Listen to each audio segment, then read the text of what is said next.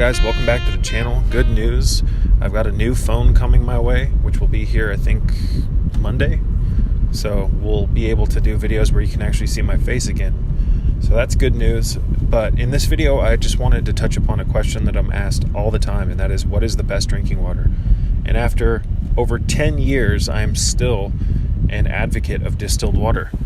What separates me from most people who promote distilled water, however, though, is that I only recommend drinking distilled water that has not been restructured on certain occasions.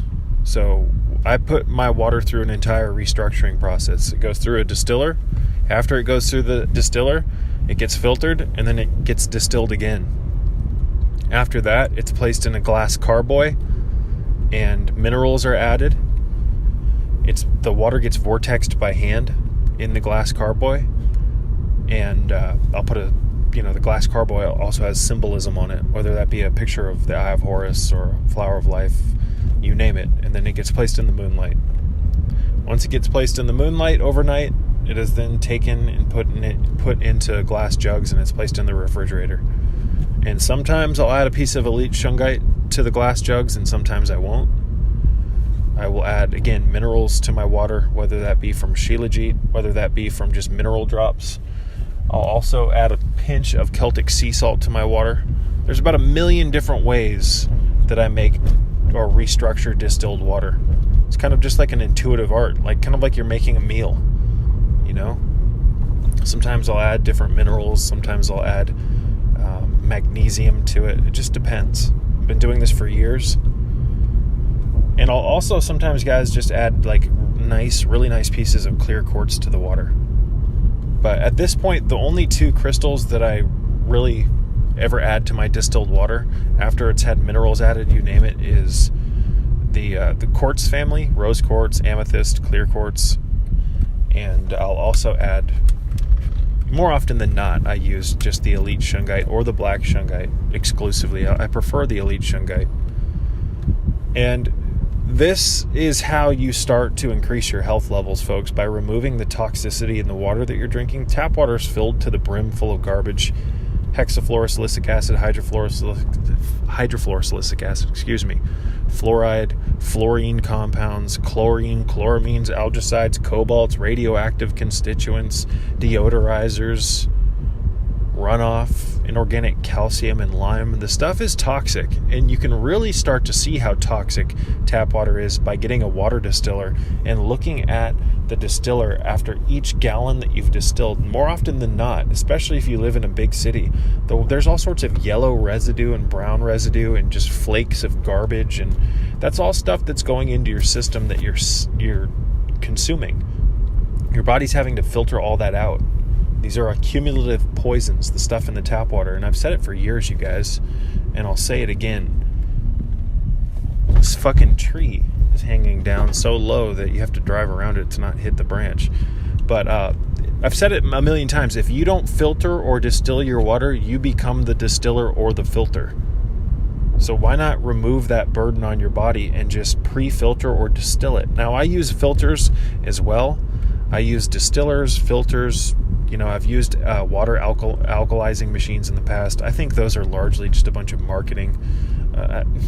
It's better than tap water for sure. I'm not saying that there aren't great alkaline water machines on the market. They can do some really interesting stuff, but more often than not, they're incredibly expensive, especially for how cheap they're produced. Some of these machines, you guys, they're producing these for a very small amount and turning around and selling them for over $1,000. So I'm not saying that they're not cool. They're kind of futuristic. It's a cool gadget, but a distiller is, that's the way to go in my opinion. I stand by that I've stood by it for years. For over 10 years now, I've been consuming distilled water. Now, I do not consume as much distilled water as I used to because I don't drink as much water as I used to.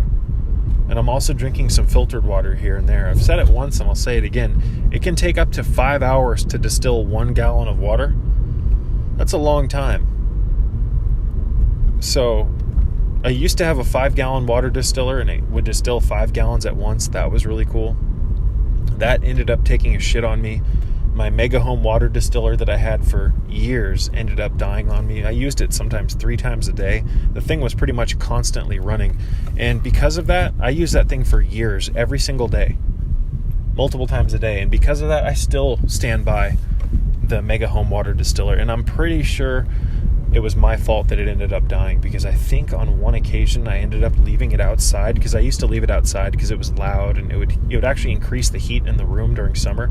So I'd leave the distiller outside and it would just run all the time. And I'm pretty sure I left it outside and it rained on it once and fried the electric components at the top, in the top of the unit. So I've gone on Amazon and seen people talk about the fact that they've had their Mega Home distiller for over 6, 7, 8 years and it still works. So they're great units. If you buy it directly from the company, they have a great extended warranty, I believe. I ended up just I have a cheaper distiller at this point, but I'm currently just I'm so busy lately that I can't drink as much of it as I want to. But what I mean by that is, like, I'll run the distiller and I'll usually have a half gallon to a gallon around the house. But again, I'm not drinking as much distilled water as I used to.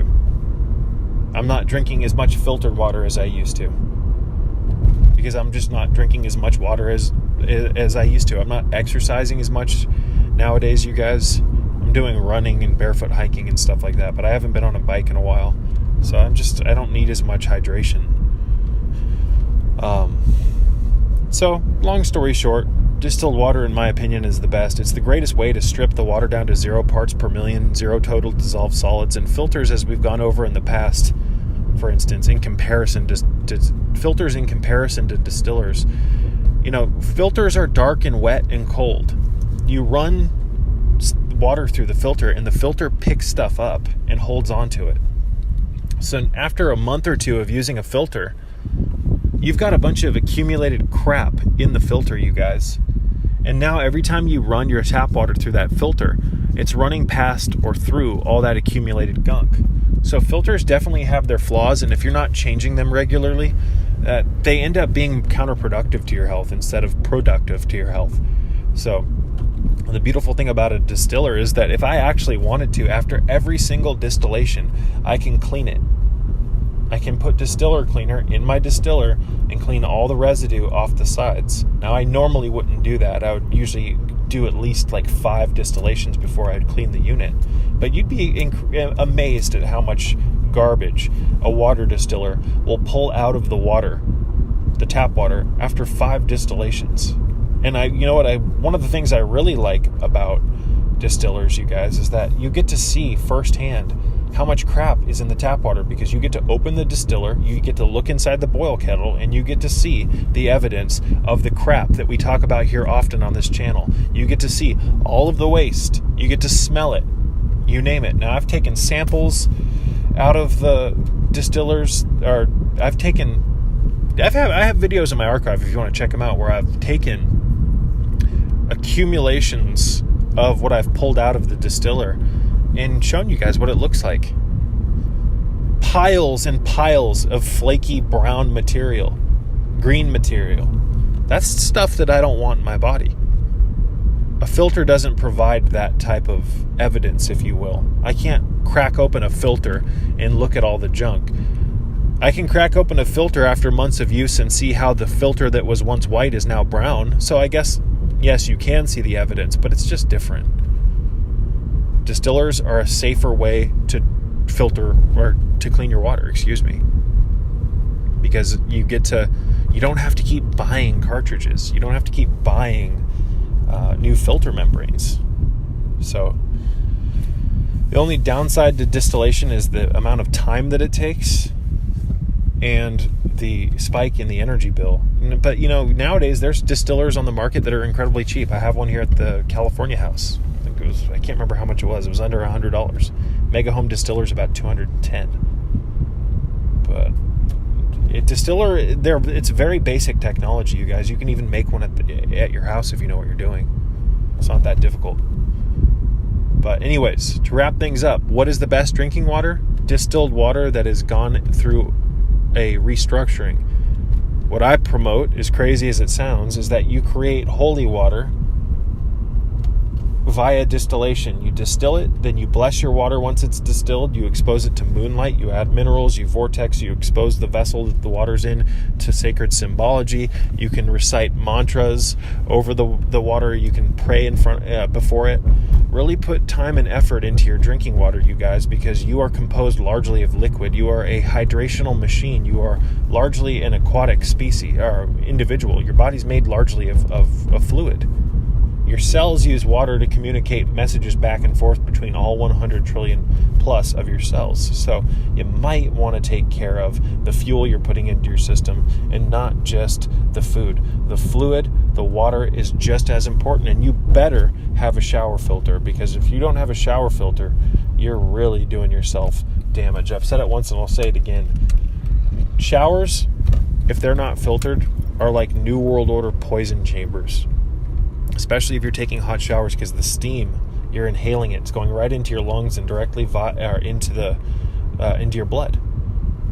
You're like freebasing fluoride and all the other nonsense. You don't want to do that. So I love you all, and may peace be with you.